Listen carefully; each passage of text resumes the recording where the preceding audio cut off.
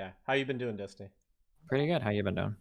I've been doing pretty good, man. I just came out of Colorado, so had a pretty good time there. Well, that's cool. Yeah, I went to see the Garden of the Gods. Got to do a bunch of other things, like smoke since that's legal in Colorado. Nice. Did you have fun? Yeah, for the most part, definitely. Um, so you mind if I do the things that we usually do before we start off, or? Yeah, go for it. Okay, so just I guess I'm not sure if you already introduced the topic, but since I guess we're gonna go over dualism with you, and I just wanted to know your thoughts on why you chose a sort of dualistic position after our conversation. I know you said it wasn't in relation to the conversation, but maybe some sort of thoughts that you had before. I also Sure. wanted to inform your viewers that I'm also streaming. I also got a show now, kind of also thanks to you, since you've definitely helped me get a number of viewers. Right now, I'm doing a Twitch show just on Twitch called the Philosophy Chat. If anyone wants to maybe view me from there or ask questions throughout this, dialogue. Okay. Okay, so yeah, hey guys, yeah. So can we start by the sort of position that you have, why you changed your mind? I guess I'm not. I don't think I would necessarily consider myself a dualist. I think a meme word that I use. I've heard people say, well, actually, it's panpsychism or some other thing. I don't know what the technical term is for it. But I guess one of my big things is that I'm very big on things that we can interpret using senses.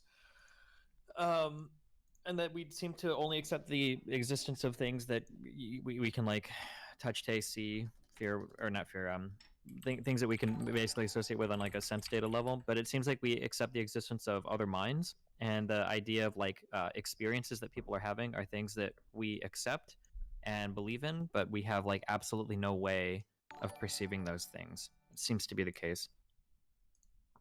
Um, Other minds are not perceivable or Yes. non-inferential. What's the difference between those two things again? Well, something like you could be able to see something like rocks without maybe making inferences about them, right? It would just be something that would just be there that one can kind of see. Uh, Um, but one might say that one has to make a sort of inference in order to understand another person's mind, right? And the inference is something like, well, I see them have certain types of behaviors, and then I correspond them to the types of behaviors that I have, and then that corresponds to a certain type of mental state. So that would be so a the sort of second an one was inferential. Yeah, I mean, I guess you can argue that it's inferential, but not inferential in the same way that like a car is inferential from like a series of parts. I think it's something fundamentally different. Okay. Well, I happen to be of the belief, although I don't know Hmm. how one would go about proving something like this completely, that mental states are directly perceivable, or like How? intentional states are directly perceivable. Uh huh. Yeah, Uh, how? I don't know if there's a full fact demonstration of it other than like the inverse that is taking the position that it's not Hmm. is just something that's so odd and doesn't make any sense from our everyday experiences that we can't really hold that position. So if everything was inferential, then it just seems like every single interpretation that we're getting, like the meaning of people's utterances, would just be a sort of guessing game. There has to be some determinate notion of what the person's uttering, what they mean, and for that to be the case, it can't just be inferential all the way down. It has to end, right? Because the meaning of people's utterances has to be interpreted, and then we'd have to interpret the meaning of those interpretations, so on and so forth. So there has to be a way of where that sort of regress stops, of where intentional behavior or people's meanings and utterances are sort of directly perceivable at some point. Wait, how Um, does this relate to what we're talking about now? it's kind of a deviation. Wait, I don't know what that means. You got what do you mean? How does that relate to what we're talking about now? Or can you explain that? What do you mean by deviation? No, I mean, since you basically made the point of how mental states aren't directly perceivable, I basically said that I do think that they are, right? I think at least mental states in terms of the intentional content of them It sounds like instead of saying mental states are perceivable, it sounds like what you're essentially saying is that it's hard to imagine them not being, is what it sounded like. No, no, that's Okay, not. can you explain that again? Yeah, so by mental states here, I don't mean something like literally experiencing what the other person is experiencing, but Mhm. at least in some sense, if they're, say, experiencing a tree or mean to say something, like that has certain types of normative content to it that I think is actually viewable by the person who's looking at them, right? Don't we just make a guess about that content based on how we experience it and we assume it to be true? Yeah, that's what I'm saying. It can't be guessing all the way down, right? Because then we'd never be able to actually know what people mean, but we do know what people mean.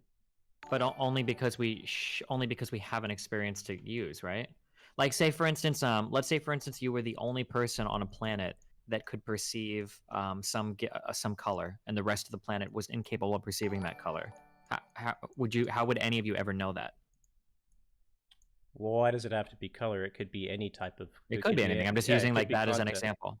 Right. Like, The point is not to go that direction. It's basically assuming that we're communicating with each other, that we have at least certain types of concepts that could have only been generated through exchange. I mean, languages can only occur through, a collective community of people. They can't be just one person's um like intentional content put into it. So let me try to oh wait, hold on, wait, yeah, wait, yeah, because I feel yeah. like that's what I'm not understanding. So I guess like my ultimate example would be is like, let's say that I were to construct a robot, and let's say that within that robot I Mhm. create a little brain that references every part of the human brain, and then that robot comes alive and talks to me or whatever. Would I just assume that it's having a conscious experience like my own, even though there's no way to perceive that, or why not? Well, how about I give a more simple argument because this might take us to Sure. more confusing things. So meanings, I take it like the meaning of certain types of utterances and like what words mean could only be generated by a sort of community, right? They can't be generated by one person. One person wouldn't ever have a reason to need to communicate. So languages don't just appear out of one person intending to do something. They appear basically from a bunch of different types of people interacting, and they can't be isolated, right? They can't be isolated individuals with boxes on their heads. They have to be interactive communities that create the condition of possibility for language to be such that it is. And once that interactive community is created, then you have a sense of normativity, right? That is normative standards of which what words and sentences and propositions mean. You would agree with that, right? I think this is kind of the idea that there is no such thing as a private language. Is essentially what Right. we're talking about. Okay, Yeah. yeah. Now, one of the I mean, types of yeah. Okay, yeah, go for it. and one of the types of things that is sort of a product of our language, or at least the types of cognitive capacities that we have, is self-consciousness. Because there's certain types of concepts and a certain type of language that goes into talking about consciousness, right? We couldn't be the types of self-aware, self-conscious beings if we didn't have certain types of language capacities, correct? We couldn't be self-aware of ourselves because that requires second-order beliefs. Would you agree with that? Uh, I feel like there's probably good arguments on both sides of that, but I guess for the purposes of what we're talking about, sure. Okay, so in order for us to have the type of mind that we do, the type of mind that we generally talk about, the sort of self-conscious state, we need languages Hmm. and we need an interactive community, as in the interactive community that produces this type of self-conscious behavior that we have presupposes a language, and that presupposes a community, and therefore we have to know other people and what these mean before we have a sense of what we are as a human being, as a subject. Would you agree with that? Um, so you're essentially saying that we have to have interactive relationships with other people in order to use language in order to understand ourselves, or Yeah, correct. That's the three kind of premises going on to a conclusion. We need language in order to develop a sense of self-consciousness because that's based upon a language. why? Why is that true? Wait, so you're saying that like let's say that I was just born in wherever with no human contact, I couldn't develop any sort of sense of self without having another person to have an exchange of language with? Yeah, you would be maybe aware of your surroundings, but in order to create a notion of subjectivity, right, these require second order beliefs, that is, thinking about oneself and sort of separating themselves from the rest of the environment, right, creating a sort of divide between oneself and the actual external world. That Yeah, I requires guess. reflection and language and certain types of Why human why does that capacities. require language? I'm curious. Because how are you going to discuss the conceptual nature of subjectivity without language? Why do I need to discuss the conceptual nature of subjectivity in order to be able to perceive myself as being separate from the environment? How else are you going to do it? Just through doing it. That seems to be like an innate thing that people can do. No, like if Do you I think build, that like a cockroach or a monkey has has a sense of self identity that they can reflect about themselves? cockroaches, no, but I'm pretty sure other apes do, right? They recognize themselves in mirrors, for instance. They can recognize that that's them. If you place something on their head, and they can only see it in the mirror, they'll touch their own head in order to do it. I think there are a couple of animals that can do that. But we would agree, at least in the sense that we're talking about. I mean, they might have some sort of minimal awareness. I don't know if this is the same thing as like knowing that they have an identity or subjectivity, because I think that that just requires reflection. I can grant that they have some sort of minimal awareness of certain types of stimuli, but I don't know if they can like talk about themselves as reflective agents like human beings can. And then, so far as I'm talking about this type of consciousness, human consciousness, and these types of capacities, you do need a language. I guess I'll grant it for now. I don't. We'll see where it goes. Okay. So I'm just basically saying, like, in order to know one's own mind, one also needs to know the normativity of language and generally what other people know, right? One has to know other minds before they also know their mind. So it's not private. It seems like all of how we know ourselves and how we know others and what they mean seems to both be inferential. One doesn't seem necessarily private and exclusive. That is, the Okay. content of our meaning is public, as the content of other people's meanings is also sort of public, Okay. as our language is. Okay, yeah. That's all I wanted to express there. This was a sort of going at a different topic than what was I originally sort of expecting. So I was originally sort of expecting to talk about dualism and sort of overcoming dualism by talking about the mind and things like that. But Well, now what I you're guess we can start specifically. I guess what is dualism? What is that? Well, it depends on what type of dualism that you hold, right? So there's like a distinction between property dualism and a more radical kind of position, which would be like substance dualism. And I wasn't sure which one you held and why you adopted the position that you did. I mean, perhaps you don't know. That's why we're kind of like discussing it right now. Uh huh. Yeah, I guess so. My current problem right now is that I feel like, for the first time, I feel like that something exists. Jesus.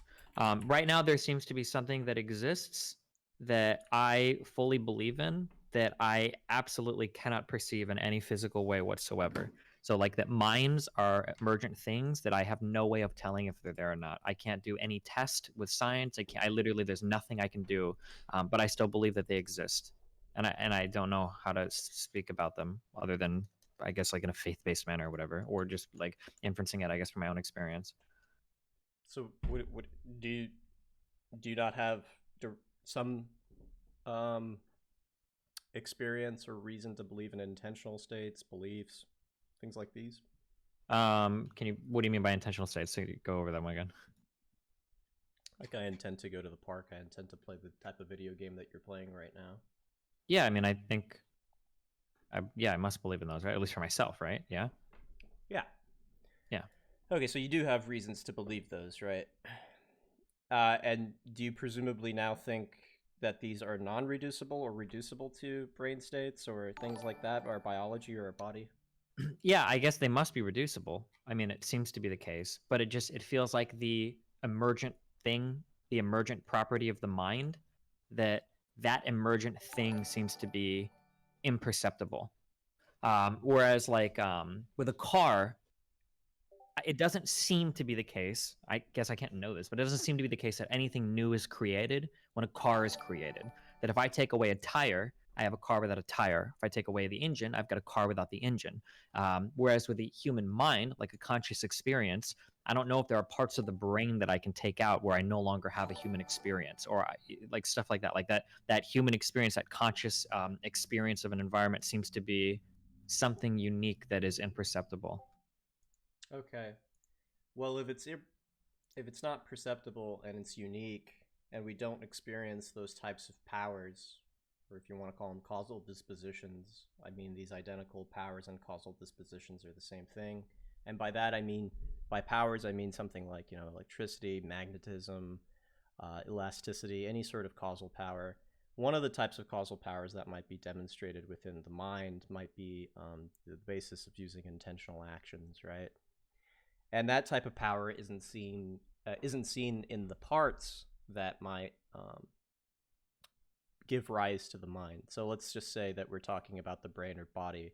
None of the types of values, or at least not all of the types of values that we see within the mind, causal powers or those types of values, seem to be indicated or indicative or constitutive of the brain, and therefore they don't seem to be reducible to the brain, right? But I don't think that this is just sort of one sort of unique thing within the world. I think that there's all sorts of irreducible properties within the world. Now, Yeah, like what else? whether there are irreducible properties, right, doesn't mean necessarily that we have to be dualists. It just means we have to be non-reductivists. So what do I mean by this? So let's take, for example, another type of emergent property, and say chemical bonding, right? Just to get a sort of clear-cut example of non-reductive processes that are emergent but yet are still physical. So imagine salt, right? Sodium chloride. And the reason why it's not reducible to the parts is that chlorine and sodium are highly combustive and highly poisonous, taken as monadic or singular entities, right? Now Okay. we would imagine if salt is reducible to those two things, it would be that those two things, once put together, are just mere aggregates, making themselves sort of the same thing when taken together. As in, we would expect sodium chloride to be really poisonous and really combustive. But it's actually neither. Instead, we get a new power, which is saltiness, right? And saltiness actually neutralizes the poisonous and combustive powers in the original monadic entities. And so what you have here is a sort of non-reductive power, because nothing about the original powers indicates that it should have these two powers, right? Because if it did, then their mere aggregation would be the same new power, but it's not. And so we have a sort of Is that non-reductive new hold on? power. Okay, so I don't know if it's going to be Yeah. this particular example, but isn't that not true? Wouldn't our understanding of how bonds form in chemicals, like when we understand why these things are non-explosive, like this isn't mysterious. This isn't. I feel like this isn't anywhere near the same level as like how does a human mind emerge from brain matter versus why do these two seemingly highly reactive elements come together and form a molecule that's not ultra reactive, right? Like this is like I feel like that's really well understood from like a chemistry point of view. No. Oh well, I'm not saying that the phenomenon of saltiness isn't understood. I'm saying it's not understood through its monadic properties, because if it was, then the mere aggregation of it, or sorry, the value of saltiness would be contained in either sodium or chlorine, but it isn't, right? It's only when those two properties are put together, those two causal What powers is are this put value of together, saltiness? What do you mean by that? it would be a new power, right? When Saltiness. you say saltiness, you just mean the flavor? Yeah, yeah. But I mean, any other type of characteristic of salt that's not contained in any of the monadic properties of sodium or chloride. You could do the same thing for like H2O. Hydrogen and oxygen have certain types of properties that aren't indicative in H2, in basically like water, right? Like water has the Wait, okay, hold on, capacity. wait, yeah. So it feels like we're talking about composition more, Yeah, and yeah. I'm talking about something different, or maybe I don't understand. So the new properties that are created in H2O Mm-hmm. seem to be lacking in both hydrogen and oxygen, right? Mm-hmm. Mm-hmm. But that all the properties of H2O are perceivable. It's not like it's not like hydrogen and oxygen come together to create some emergent thing that is imperceptible, like consciousnesses. That's I feel like there's a difference there. Okay, sure. So there might be something. I mean, we could do all sorts of different new and novel causal relationships. Like, for example, singular atoms are imperceptible to the human eye. If we have a lot together, obviously they're perceptible, right? That's a new type of Well, but value. sure, but this type of imperceptibility is like a matter of measurement. Like I could imagine that Mm-hmm. we could create a machine that could fire a singular proton, like or photon, perfectly at an atom, such that the atom is now perceivable through vision or something. Like I can conceive of that, or I can conceive, I think, of the existence of an atom, which is a collection of smaller things or whatever. But I can't conceive of any possible way to ever perceive another mind.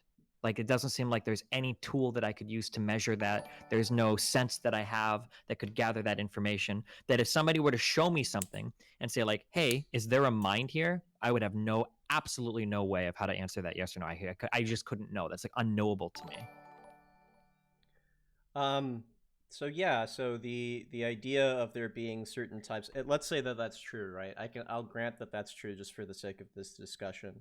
Mm-hmm. Just because something is sort of imperceptible doesn't mean that it's of an ontological distinct kind than the rest of everything else within the world, right? Because there are all Well, sorts of distinct emergent yeah. properties that aren't seen in the original, say, more fundamental structure of nature, but are nonetheless going to be emergent properties that do yet exist and Sure, but I feel like if I accept that, exist in the same causal space, right? As in sure, but it seems that if I accept that exists, that ontology, that something can exist that is imperceptible to me, then it seems like I must also accept that there could be like an infinite number of things that exist that are imperceptible to me as well, which would seem to point away from any type of material or physical understanding of the world, at least, unless I define physical or material to be so absurd that it doesn't matter anyway. yeah, so I would just say we shouldn't limit ourselves to the type of fundamental ontology that we have, right? We just don't know what it is, but there is some sort of underlining ontology that can incorporate all the various types of powers that we have, all these sorts of unique properties. What I'm saying is that we shouldn't be reductionists. Not that we shouldn't not that we should embrace some sort of ontological distinction or like complete distinction between, say, particles, chemistry, biology, and the mind, right? And that's Okay, just hold on, wait. Okay, I think we need to discuss this because this is where we keep getting caught out. Because you seem to be. My problem is that I'm trying to draw a distinction between different types of emergent things. That was the point of my car yeah, thing, right? yeah, Yeah. Just so like I don't consider a molecule of water. I don't consider H2O to be emergent from hydrogen and oxygen the same way that I would consider a human mind to be emergent from the brain. yeah. These are like fundamentally two different things because I can observe just because something is emergent isn't like tripping me up at all. I don't care about that. I'm recognizing like that order or that thing is a distinct thing or whatever. My problem is that there seems to be an emergent thing that comes out of underlying physical things that is imperceptible. That's my issue right now.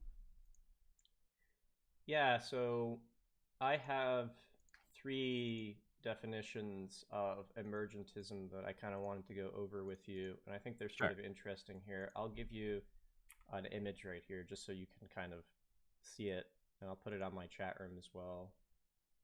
Just 1 second. Mm-hmm. And then kind of talk about how the third one right here is going to actually be, I don't think, any different from any other type of radical kind of emergentism. I think it's going to ultimately be the type of one that we're talking about with the mind. So there's sort of uninteresting cases of emergentism. We'd call them maybe like pseudo cases of emergentism, and then there's like modest kinds of emergentism, and then there's radical kind of emergentism. So a specific value of emergentism would be, say, the mere aggregation of certain types of powers that aren't seen in the whole, but could be accounted for if we just add them together, right? So just picture something like an object that weighs 20 pounds. It has 4 parts that weigh 5 pounds, right? Okay.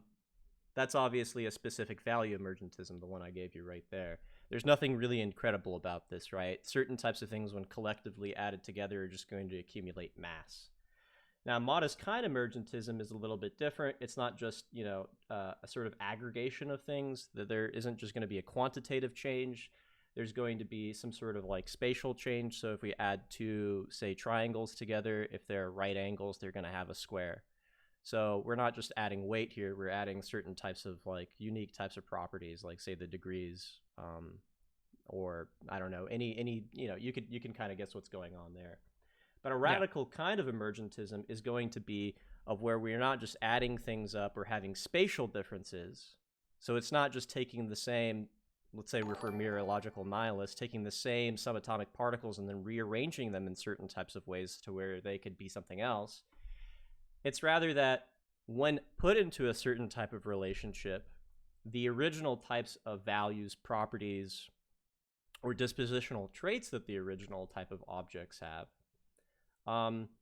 cancel out and have a new type of property, causal property, that neutralizes them and also takes over top down instead of bottom up. Okay. So like within the chemical bonding that I mentioned earlier, that example, right, the saltiness is now neutralizing top down, that is as a whole, only when these are dynamically as a whole, working as a repertoire, sort of neutralize the prior causal powers, give it new powers, and they're of a radical different type of value, right? As in, nothing about the original types of powers tell us anything about this new type of power, that is saltiness. Or with water, say, the ability to put out fire with H2O is possible, but it's not with hydrogen and oxygen, right? That's actually, oxygen might actually agitate the problem further. So this radical kind of emergentism that I'm talking about is, I think, also going to be within minds, right? Why? Because intentional actions work top down. That is, our intentions move our body in such a way that in the same way they're going to sort of perhaps neutralize involuntary actions or something like that. We're going to subordinate our body towards our intentional actions. And our intentional actions are going to demonstrate new types of causal powers that are not reducible to the original ones, but without the original ones, we couldn't have these new powers. So what I want to hold here is a non-reductive thesis that upholds the idea of supervenience. Are you familiar with that term? Is this going to the top-down thing you were kind of describing? No. Okay, what do you mean? Supervenience just refers to, and I'll read out the definition. Refers to the relation between sets of properties or sets of facts. X is said to supervene on Y if and only if some difference in Y is necessary for any difference of X to be possible. So, okay, can you explain that? Yeah, I'll give you the definition here as well. So if, say, I'm doing things with my mind, right? That's only possible if there's a change in chemistry. Mm-hmm. And without a change of chemistry, there's no change in mind. And that's what I mean by supervenience. So although the mind can change our biology is obviously going to be changed if we're, talking about our intentional actions doing certain types of things, causal things. Gotcha, okay. So it's just basically a way of talking about dependence relationships. Like, even though the mind depends on the body and the body depends on chemicals and that depends on certain types of particle physics or whatever, they're not reducible to those types of properties. So that's all I wanted to sort of endorse by a monistic non-reductive, a non-reductive monism of some sort. Just basically showing how the mind is unique, isn't reducible, but has an identity to the body. Okay. Okay, is that something that you think you would agree? Yeah, I guess. I don't think it addresses my primary concern yet, but we're maybe getting there. Well, I don't know what your primary concern is if it hasn't been answered this, but you said So there's something imperceptible about it, but that's just to say there's a new value, a new type of property. But that's just under my third definition of radical kind emergence. It situates itself there. What? Wait, is this the one you just explained, or is this one you're getting to? It's the radical kind emergence. It was the example of the chemical bond that I gave. The radical chemical bond? Yeah, radical kind emergence. What I gave the example in the chemical bond. Okay, wait. Can you give me one more example of some kind of radical emergence where because my problem I don't think is tied as much to emergence, or maybe it is and I just don't see it. I think my problem is more that there is something that I'm currently accepting the existence of that I is imperceptible to me. It's that imperceivability that's kind of tripping me up. Can you like what can you But why yeah. is imperceptibility like anything? I mean, I understand that it's not going to be in, say, like biology, if that's how you kind of view it, but I don't understand why this is any different from any other type of new value or emergentism. Well, because most values are perceptible. I can't think of any other values that I have or other things that I believe in that are literally imperceptible. There's a lot of things that are imperceptible. Can you give me a few so that I can understand what you mean? Yeah, I mean, you can't perceive some atomic particles, right? Kind of, but like those things are like there's a difference when I say like imperceptible versus like when I say imperceptible, I mean like things that can't be measured in any way that a human can understand. So for instance, like a subatomic particle might be imperceptible just because we don't have the eyes to like focus down at that level and see those things, or because photons don't interact with those things in a certain way. But like I create a tool to measure it, for instance. But like I couldn't imagine creating a tool to see like is a mind here, like what, like if somebody said a subatomic particle exists in this particular like point in space, I could create a tool to measure it. If somebody claimed a mind existed at that point in space, I could never create a tool to measure that. I'm not sure. I mean, I don't know enough about, say, theoretical interpretations of quantum mechanics to show whether those are actually perceptible qualities or whether those are just theoretical entities. But what I would think that's going on in the theoretical sciences is that they're not experimental sciences, right? So they're not doing the things that you're saying. They're just theoretical Well, postulates. they might be theoretical sciences, but they're not dealing with imperceptible things generally. Maybe, or I don't know. I mean, maybe at like really high levels, maybe they do, but Yeah, I mean, that's why you would have to ask like a quantum physics about that. But let's say that that was possible. I mean, like, what then? I mean, it seems as though perceptibility isn't necessarily anything unique, right? In that sense. And even if it was unique, it still fits under the third category that I gave you, which is radical kind emergentism. I mean, that's not incompatible with the thesis that I just gave.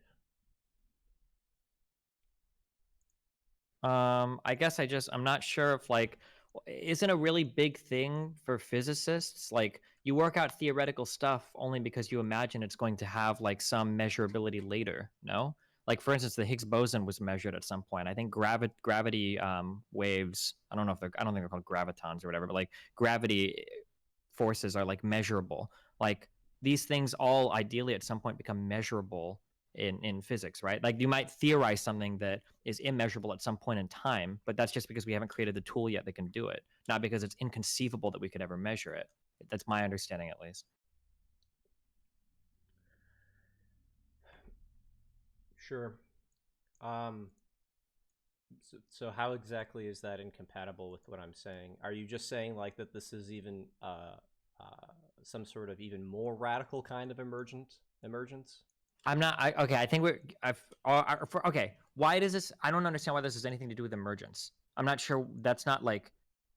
I'm just saying that something exists that I accept the existence of, but I can't perceive that thing in any size, shape, or form, and that seems kind of weird to me. It doesn't necessarily have to be an emerged thing. I guess it's just a thing. Like, Does it have any sort of causal interaction with other things in the actual universe? it seems to. Yeah. Okay, so our mind and the universe are then causally closed. Yeah. Yeah, Okay, like the things we were talking about before. Yeah. so they exist within the same univocity of causal explanations. I would say that that's only possible if they're in the same type of, if they're ontologically of the same type of thing, right? They have to have the same type of nature in order to causally interact with each other. I mean, I don't know if that's true. Well, I don't know how you're going to make explanations of any sort if they're of a different type of ontology. Sure. Yeah. I guess I guess I just can't Sure. I mean, I guess I could just grant that. I don't know if it's true or not, but sure. Um, Well, if you grant that, then I think we agree on a form of non-reductive monism. okay, what does non-reductive monism seek to answer? So it's just basically saying that all of everything that exists Mm-hmm. is existing within the same univocal or univocity, that is in the same type of being, has the same type of nature, but that doesn't say that the types of properties that exist within that monism are distinct. And that's what I'm offering here, is that there are many different and unique types of properties within nature. The mind is one of them. Chemical bonds are another type of things that are unique. But yeah, they all exist within the same world, if you will. I don't think that there's 2 or 8 or 20 different worlds. Okay. Whereas the dualist is basically saying staunchly, okay, well, there are 2 different types of worlds. And they might be saying, like, we can't solve that type of puzzle. Okay. I'll take this and digest it for a while, okay? Like I did with our last conversation. Okay, because I still think there's some sort of there's more confusion now than anything. I had a few videos trying to explain this, but Mm-hmm. if it's confusing, I guess we could talk about some other things in philosophy if you want. Like, is there any other thing that you wanted to talk about? That I'm like stuck on or like actively dealing with right now. Not that I can think of. Unless you can think of anything, or if you've heard anything or seen anything lately that you thought you wanted to discuss with me or whatever. Well, I mean, I was going to discuss a few things about the dualistic position that you had, but now that you changed your mind on it, Well, I'm not 100% sure. I have to think about what I can't. I like. It takes me usually a few days to process stuff like this. Like it's hard to just like do it on the fly. But Well, I mean, like, one of the things that I noticed that you said is that you weren't convinced by any of the types of arguments that I had in the debate, and then you changed your mind. And I think the argument that you used was actually one of my arguments, just worded in a different type of way, which, I mean, isn't even my argument. It's just the sort of conceivability argument that David Chalmers gave. And that's what just can you go over the conceivability argument again? yeah, it's just the idea if there's any sort of conceivable difference between the mind and the body, we have at least one property that's unique to the mind that's not reducible to the physical world, and so they can't be exactly the same thing. You can conceive of one different thing, and that quality you've mentioned earlier is the sort of perceivability, I guess. We'll call that a property. Perceivability, or the idea of introspecting upon one's own mind as it's known to you, as opposed to a third person perspective, right? Mm-hmm. But we can list a bunch of other properties that might be just not found in physical systems. This is what I argued for within our last debate, and you seem to basically say that any sort of thing within the physical universe is going to also account for things within the mental world. But now you seem to be disagreeing with that.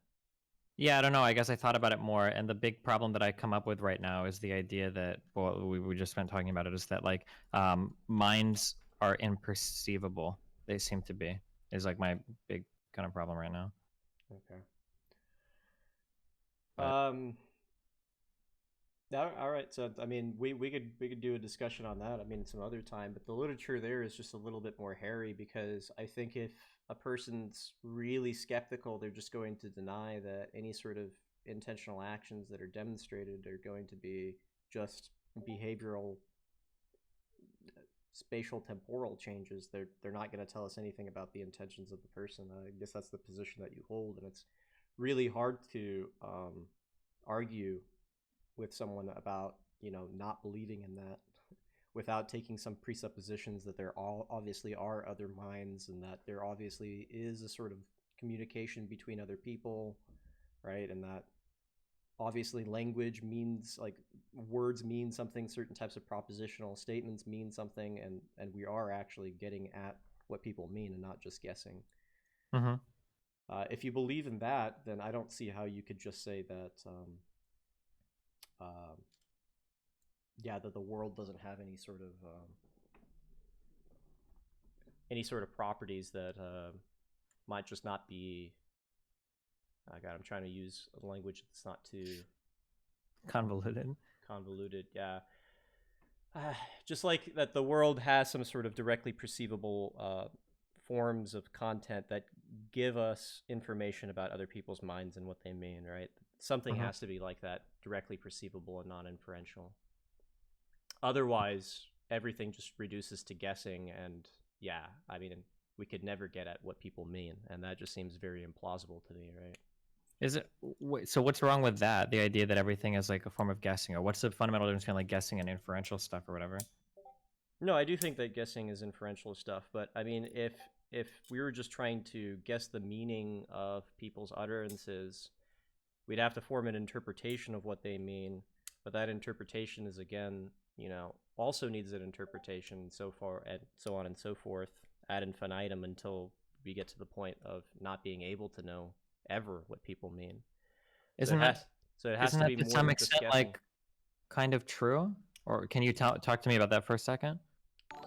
Well, again, that's why we sort of have to presuppose that we are communicating with other people, right? And if that's the case, when I say things like dog or tree or you're going outside, presumably when I'm communicating those utterances, they immediately have some sort of semantic content to them that you understand, some sort of determinate semantic content that Yeah, but how you can the other understand. person ever know that?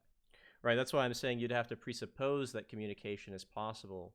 And then Why, wait, from why do there, you have to presuppose that? Why can't you just say like, yeah, I guess I can't know that? Why do you have to presuppose it? because otherwise communication wouldn't be possible. Couldn't you just say that it's all just inferencing? You could, but that inference wouldn't be enough to ever generate the idea that we're communicating, right? Why can't we communicate with inferences? Be- because that's not sufficient enough to ever get any sort of determinate meaning. You'd When have you to. say when both of us say dog, when both of us use dog to each other, an image comes into each of our minds of what a dog is, right? But we don't ever actually know what the other person thinks. No, isn't that just don't we just accept that as part of human communication? No, I think when we say the word communication, we mean that there is a sort of veridical experience that I understood what the other person's saying, right? That we are sharing semantic, we're sharing the sort of same universal grammatical structure, same, yeah, and that we're dealing with the same type of semantical content as well. How can we know that without literally both of us sharing that experience? Like if both of us were stuck on another planet, we both talk about Sharing presupposes already some notion of mutual understanding, right? And that's what I'm saying needs to be presupposed. wait, so then under your definition, wouldn't it literally be impossible to communicate something to somebody if they haven't seen it or experienced it before? No, that's not what I'm saying. I'm Okay, saying wait. that So there's. when I say wait, real quick. When I say dog, okay, and I explain dog, let's say I'm trying to explain that to somebody, right? Somebody else. That person will never have like any type of semantic context for a dog if they've never experienced one, right? So when I say dog, am I literally uttering nothing to them? Do they not understand anything, or what am I missing on that? Well, let's say that you're uttering dog, right? Mhm. How would they know that you're talking about a dog or something else? I would try to explain it to them, like, well, this is what a dog is like. Right, and then that explanation would be another thing that has to be explained. They have to know the meaning of your explanation, right? Sure. And you could explain that explanation with another explanation, but that also has to be explained. Do you see what the problem is? There's a sort of vicious infinite regress of interpretational issues. So at Sure, one but I mean, point, just because these issues exist, I don't think means that like that's not how it is, right? Like, that's correct. That's what I'm saying. So even though these issues of regress exist, we're still communicating, and therefore, if we're communicating, there has to be a way out of this regress why? because the regress entails that we're not communicating, right? If there's an infinite regress of interpretations, then that means we never got to any sort of explanation of how we understand each other. But presumably we do understand each other, therefore the infinite regress had to end somewhere. That means eventually with some Why do utterances. we know that we're understanding each other? How that actually seems like an incredibly strong statement to make. You could never actually justify that. Can you explain that? Like let's say that I explain to somebody for until I'm blue in the face. I say everything I can to explain to him what a dog is, but he's never seen it. How can I actually confidently say I know he understands what a dog is at the end of that conversation? yeah, there would be no way of completely and perfectly demonstrating it, right? We'd make a set of inferences, and those inferences are going to be reliant upon other inferences. But the point is that an infinite regress of interpretations is insufficient. So we know there must be something else to understanding other people that isn't just a species of interpretation. That means our understanding has to include something about it that isn't just a species of interpretation, because all of these meanings are going to be undetermined. And also, the idea that I brought up earlier about private languages being impossible means that languages aren't just aren't just made by an individual. They're created through interactive dialogues with other people, through sort of social conventions, if you will. But that already presupposes that language is outside of any particular mind. It's public, and it has a certain type of normativity of it that doesn't depend on any individual. So that means we seem to understand the norms of language and understand the normativity of language and what these utterances mean without that infinite regress of interpretations, right? Maybe. Okay, I'll have to think about this for a while, I think, yeah. That's why I'm saying that there's not a straightforward way of demonstrating that, we can understand other people, because you could always have those types of skeptical arguments. That's why I'm saying there has to be a sort of presupposition, if you will, that we're interacting with other people. And that some of that semantic content is actually determinate. That is, that we're making sense of what it means and not just pushing the question away through interpretation alone, because as we know, that seems to be insufficient. Okay, gotcha. I'll think about it. Okay.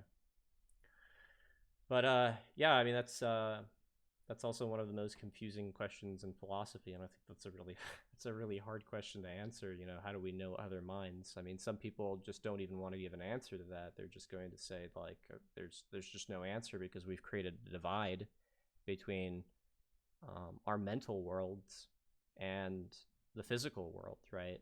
And that this dualism that we have, that we started out with, that we have some sort of private internal states, bars us a priori from the idea that we can understand other people, because they can only understand themselves through these a priori states, through introspection. So what you have to do is say that the content of our experiences aren't private to begin with, but there are of content that's already external and normative and normatively latent. That is, the experiences already produce certain types of norms that we accept. And okay. Some of those are linguistic norms. Some of them are other types of ethical norms, if you will. Yeah. Gotcha. Okay. So, I mean, yeah, I don't know exactly how helpful that is, but... I'll just things to think about, I guess. All right. So did you have anything else, or you wanted to end it on that note? I think I'm okay for now, unless you have anything you can think of. I'm trying Wait, to think. somebody said I should ask you if you're an idealist. It depends on what they mean by idealism, because idealism has like several forms. Some people are subjective idealists, of where they think that the world depends upon my mind, whereas I'm saying that my mind depends on the world. So we wouldn't have experiences of any sort if there wasn't some sort of content that they latch onto within the actual world. And that's what I'm saying that's why I'm saying that experiences aren't this private phenomenon that are independent of the world. They aren't just like internally reproduced, right? Or like self-created. When I'm experiencing a tree or another person, whether it be and other minds, there's something about my experience which includes or incorporates that type of content. And for me, that's, as we know, conceptual content. Because I don't think it's just seemingly, random information that doesn't make any sense. I think it's actually conceptual information that is intelligible. I think that the universe has a sort of intelligible structure to it that we create judgments upon. But there's different types of idealisms. That one is, the one that I mentioned is just subjective idealism. Then there's the Kantian version of it, the transcendental idealism. Then there's the Hegelian version of it, which is absolute idealism. Schelling also has absolute idealism as his metaphysical stance. Then there's the British idealists, and then there's probably some sort of New Age idealism that I'm not familiar with as well. So, but to answer that question, I'm an idealist realist or an absolute idealist. If you guys want more of a definition of that requires obviously more legwork. So. Okay. Anything else? How about this before we, since we're running out of content here? What's your stance? I guess on free will, and we'll go on that one. For now. What do you mean by free will? Just the ability of making certain types of free actions, right? I'm sorry. Well, it's all going to come down to what you mean by free actions. I don't think anything in the universe escapes causality. So that would mean that your actions don't escape causality, which. That's right. That's what I'm asking you. I mean, do you think that we have actions, and if they are actions, are they indeterministic? Are they deterministic? Yada yada. I mean, what do you think free will is? To start out with. I mean, I've heard definitions of free will from where some people say that free will is just whether or not you're making decisions like being forced by another person. So like a compatibilist way, I guess, of looking at free will. And then other people say free will means you're genuinely able to make free decisions, regardless of, I guess, antecedent variables or past experiences or whatever. So like, insofar as like, can we make like truly free decisions? I don't think so. I think given a perfect measuring device, we could measure every single thing and make every single decision like we would know exactly what every single decision would be, I would say. So in that sense, I guess I'd be a determinist. Okay, do you think that determinism is incompatible with free will? I mean, I would say so, unless you're using like the ethics like compatibilist understanding of free will, where free will just means that you're making a decision that somebody else isn't like directly forcing you to make, in which case I guess you can believe in free will and determinism. But okay, so what's the incompatibility between free will and determinism, I guess? Typically when people say free will, it feels like what they usually mean is, am I capable of making a decision like freely of my own devices that's like free of like my background or the influences of my life or whatever? It seems to be the case, is what people mean. Yeah, so that's what I guess a layman would generally say, and that's what a sort of libertarian about free will would say. Yeah, I've heard that libertarian free will is the. Yeah. I've heard some cases of libertarian free will that I don't find satisfying, but I guess, do you have any sort of issue with compatibilism in general? Not really, I guess. I mean, other than like, if I'm going to talk about that, I need to very clearly define everything, because I don't think anybody uses free will in common parlance like that. That's the type of stance that I'd probably take. So what I mean by free will is just, it means acting in accordance with one's own intentions. And one's own intentions are going to be based upon certain types of actions that they make, right? Sort of self-legislating actions, I guess. So okay. One of the types of arguments that's in free will this is sort of called the consequentialist argument. And that's just to say that if all of our actions are such, how about this? If all of our actions are dependent upon certain types of antecedent conditions, and those antecedent conditions precede our existence, right? Then there's at least certain types of antecedent conditions that lead to the type of people that we are, that we're not responsible for, and therefore we cannot be responsible for our actions because of these antecedent conditions that come before our actions. So therefore we're not free, is an argument given by Peter Van Inwagen. I mean, is that something that you buy into? Wait, can you repeat that one more time? Yeah, so there's a chain of antecedent conditions, right? Yeah. Causal explanations that have led up to this moment. Yep. Some of those causal antecedent conditions we weren't around for, right? Like the Big Bang, whatever. Oh, yeah, sure. Yeah. Therefore, we're not responsible for some of those original antecedent conditions. Therefore, we can't be free, right? Yeah, I guess, yeah. So yeah, that's that. So you hold on to what's called the consequentialist argument in free will. That's like the typical response that's given to say that we don't have free will. Sure. Okay. Yeah, that sounds okay, I think, yeah. Okay, so yeah, so I would just say that certain types of actions are free if they're reflective, if that is the agent like reflects upon them, makes second order beliefs, And by second order beliefs, I mean thinking about our thinking. And once they do that, they sort of create principles for themselves of which they can operate upon. And if that's something that they self-legislate, if they create by themselves, they are free if they're acting in accordance to those principles. Okay. So as long as we're acting in accordance with those types of principles that we have self-legislated upon ourselves, I think we're wholly free. And those initial self-legislating principles don't seem to be reducible to the earlier causal descriptions that led to them.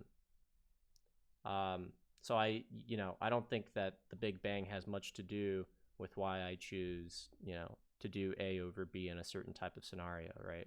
Maybe not the Big Bang, but I'd say like early influences like in your life, like your parents and everything would, that you don't necessarily have choice over. Yeah, so here I would say something like I couldn't have made the decisions that I did, but they're not completely reducible to that type of way of thinking.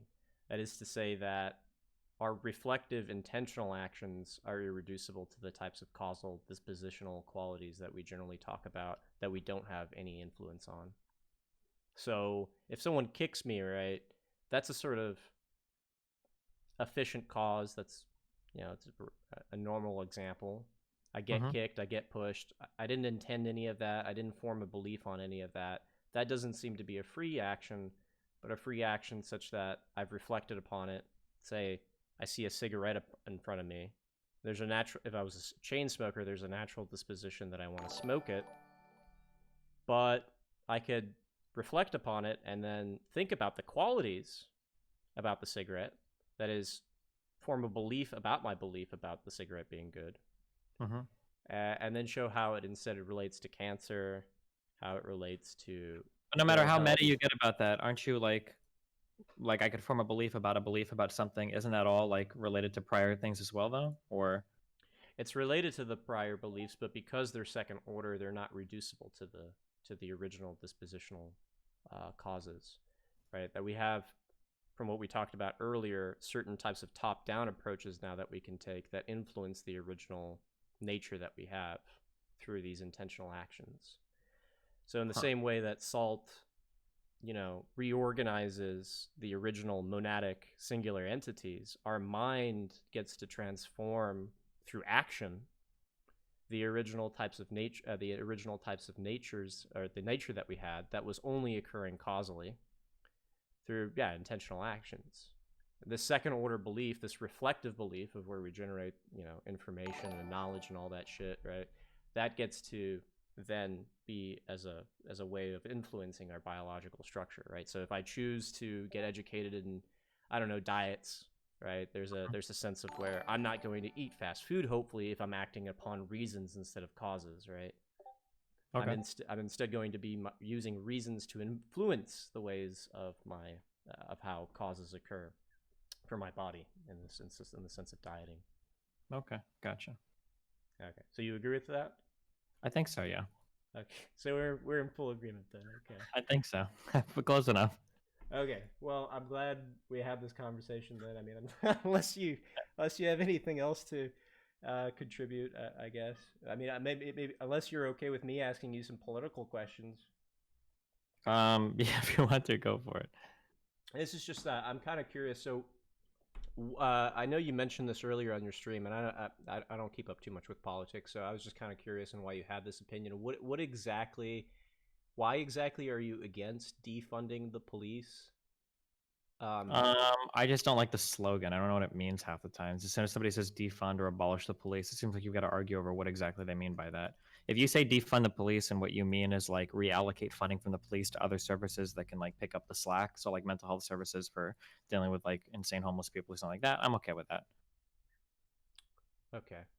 And what do you think is generally meant by people when they say these types of things that you're not okay with?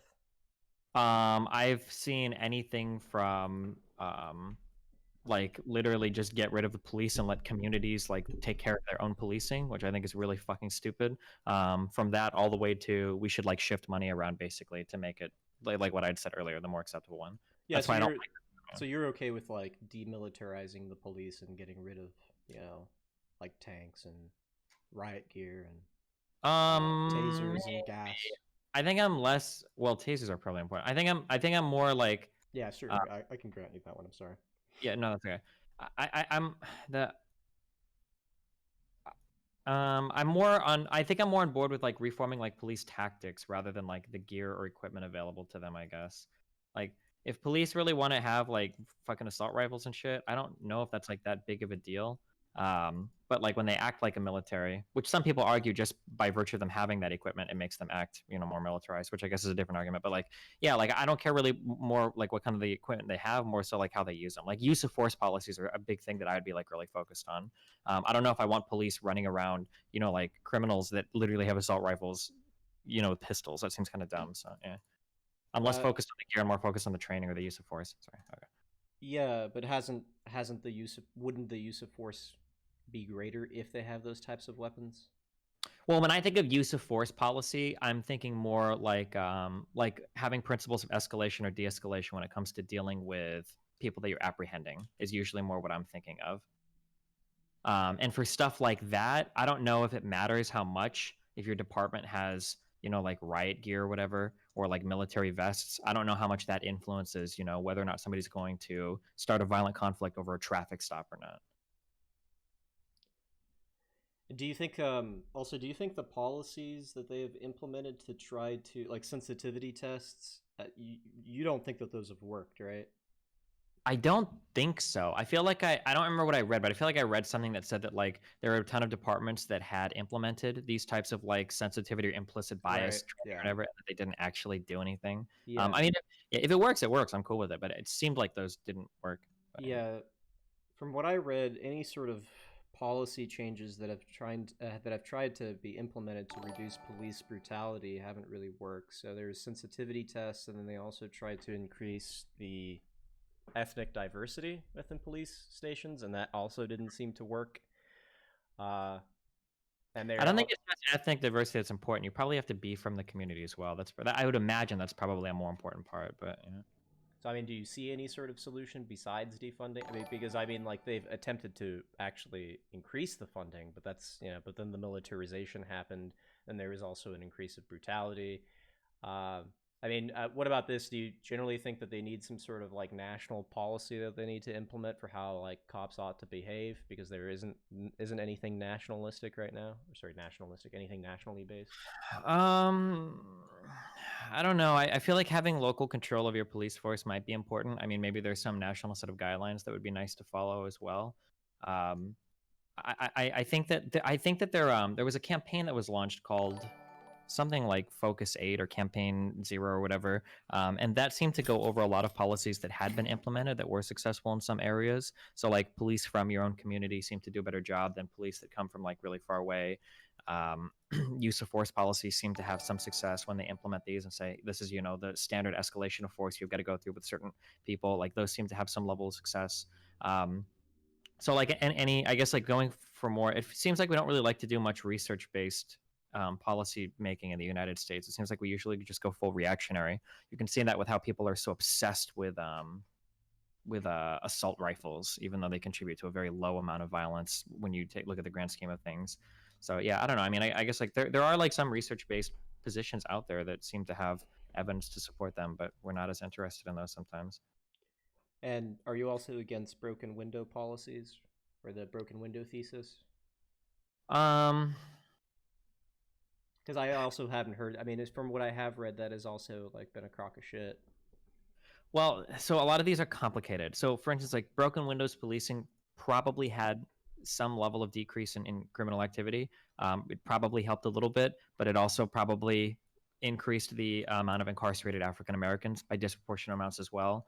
Yeah. Uh, yeah. The number one thing, whenever people ask me, like, if you could do like one change or whatever, like the number one thing that I think should be changed is the war on drugs. I think that if we got rid of that, I think we could revisit like a lot of other policies in more fruitful ways. Um, yeah, like so. For instance, are you familiar with like the theory of broken windows policing, or where the idea comes from, basically? Yeah, I do actually. Yeah, the idea basically that like if the community looks fucked up and destroyed, people are going to treat it as such. Is like the general Yeah. the broad way of stating it. Which I actually think I don't have like that big of a problem with that. But But the problem when you actually, yeah, go what ahead. Go ahead. Go ahead. Yeah. I was gonna say the problem is when you use that to enforce, like, okay, well, if we see anybody smoking a joint, we're gonna fuck them up, or whatever. It's like, okay, well, now, like, I don't know if these are making the positive changes that we want them to make in our society. It seems like that, like, our drug policies are really fucked and end up leading to a lot of um, really bad decisions. Yeah. Okay, sorry, go ahead. Yeah, so it's interesting. You should probably look into this. I was reading a book by Alex Vitale called "The End of Policing," and he mentioned this sort of broken window sort of thesis that was invented in the 1960s to try to decrease the amount of crime by getting rid of sort of petty discrepancies within like neighborhoods, right? Like basically broken windows, where it would be other silly things. But what happened is actually that there was just an increase of ticketing and more brutality, and basically higher amounts of cops trying to be more authoritative because they had to crack down on these communities. And generally, of course, as you said, this would tackle like like African American communities in general. But I also disproportionately. I can't even remember. I recalled him saying, yeah, I'll have to look at the statistics, but I recall him saying like the amount of times that an African American is targeted for these sort of small and petty crimes is like really disproportional. Also, the person that made the sort of broken window thesis, believe it or not, was friends with the guy that wrote the book The Bell Curve, Charles Murray. Sure. So it was a sort of thesis that tried to I guess generally have this sort of Hobbesian view of human beings that when bad things go around, when bad things happen, rather, like that people are generally hostile and competitive. And I'm not sure if I would endorse that type of view of human nature. It seems really difficult to talk about human nature in general, and it seems as though the broken window thesis accepts like a sort of Hobbesian notion of human nature. Is that something that you think you would agree with? What do you mean by difficult to talk about human nature in general? We kind of have to if we're making like policy for law enforcement, right? No, I think you can say that human nature is, in a sense, if you did want to talk about human nature, it would be contingent upon historical cultural phenomenon. It wouldn't be sort of like this thing that's hard determined, like a form of biological determinism. Like there's some sort of. If we're enacting policy, then we're kind of making a statement about how we think humans like will act or will behave, right? Like almost by definition, right? Well, we're making. Well, I don't know. I think if they are, what I would say is that we'd have to enact policies that tailor towards the historical situation, because people can then change their perspective and how they act. And this, I think, is just readily apparent within how people act within different historical time periods and cultures, right? So what I'm saying is that we shouldn't assume an essential human nature, say like a Hobbesian version of human nature, because then it gets into these sorts of broken window policies of where we then say something like, well, people are going to act in a certain type of way, generally in a bad way, if we let these things occur, and therefore we should crack down on them, right? But instead, what I'm suggesting is that we can't assume that essential human nature, and instead need to guide, just regular citizens in a way away from that type of behavior, which is completely historically contingent. So any way that you can sort of do that without assuming something essentialistic to it, or like a form of biological determinism, which gets us into issues of racism and IQ differences and things like that, which are immediately presupposed. And that seems to be a huge problem within psychology and biology, this form of biological determinism. Oh, okay. I think. Okay, I'm sorry. Let me try to. I think I understand what you're saying. So it sounds like what you're saying is that any policy that we make shouldn't assume some essential part of like some essential unchanging nature of human, but rather it should be more dynamic or reactive to conditions as things progress, kind of. Yeah. So I'm just so if we do assume some sort of biological determinism, we know a priori what to expect from that person, right? We know that this person is intellectually inferior because of a race, because of a gender, or something like that, and that's something that we should inhibit, right? These a priori starting points, because the way that our behavior is going to shine through or is actually going to happen in the real world is massively contingent, right? It's massively going to depend on all sorts of things that require a very particular understanding of the particular context. So it would be more wise just not to assume like, okay, well, these neighborhoods, if they have like certain types of broken windows, they're just going to be by nature inclined Isn't to that- even be worse. Well, this is ideal. Isn't this a little bit too ideal? Like, is it truly possible to enact like a unique, particular solution to every single problem or whatever? Like, don't we have to generalize to some extent? Yeah, we have to generalize. I'm not saying we should give up on the idea of generalization altogether, but the generalization or the Mhm. universality is in form and not in content. So what I Okay. mean by that is like you have historical content and you can make universal statements about them. Because that's just the form of how we sort of conceptually think about things, right? We always have to think about things in a universal way. Like when we implement ethics, right, we're saying do not do this.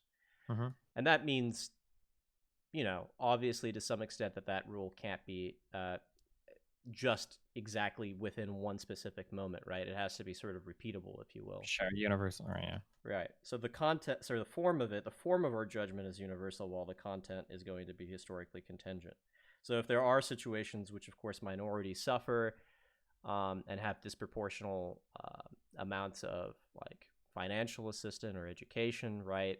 This type of world would be radically distinct from the types of judgments that we'd make had, you know, Caucasians inherited certain types of disparities, or let's say they were slaves or something like that. Mhm. So yeah, that's basically what I'm saying, is that the broken window policy or the thesis basically presupposes a human a form of human nature that's Hobbesian in origin, and that's bullshit, right? And it's actually based upon the same type of people that made the bell curve. I mean, they were friends, they talked with each other, they implemented these policies basically for 30 to 40 years before they were sort of debunked, and that's a sort of issue that's continuing.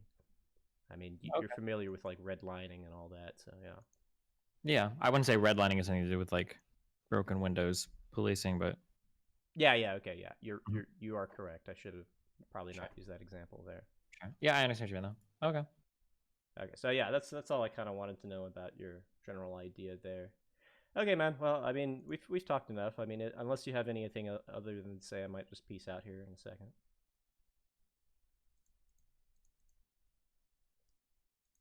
Did you, or is he there anymore? Literally, like,